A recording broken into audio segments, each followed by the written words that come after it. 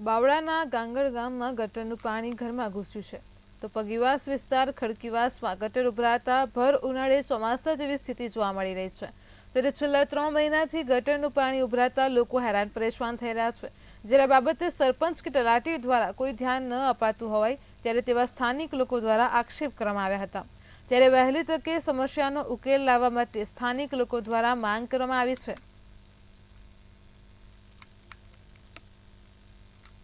એમાં ખડકીવાસ માં 3 મહિનાથી આ પાણીની સમસ્યા આટલું ભલું સરપંચ કે ડેપ્યુટી સરપંચ કોઈ એમને જાણ કર્યા છતાં કે કોઈ આવતા નથી।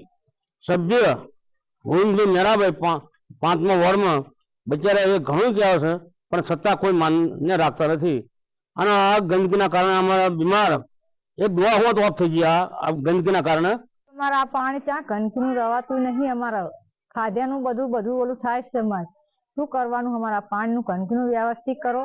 તલાટી સરપંચ જોવા આવતા નહીં કોઈ તો અમારે શું કરવાનું? અમારે આગળ સાહેબ અમને ગાંગડ ગામમાં પગીવાસમાં કચ્છીમાં 3 મહિનેથી પાણી ભરાય છે તો આની સગવડ કોઈ કરતું નહીં।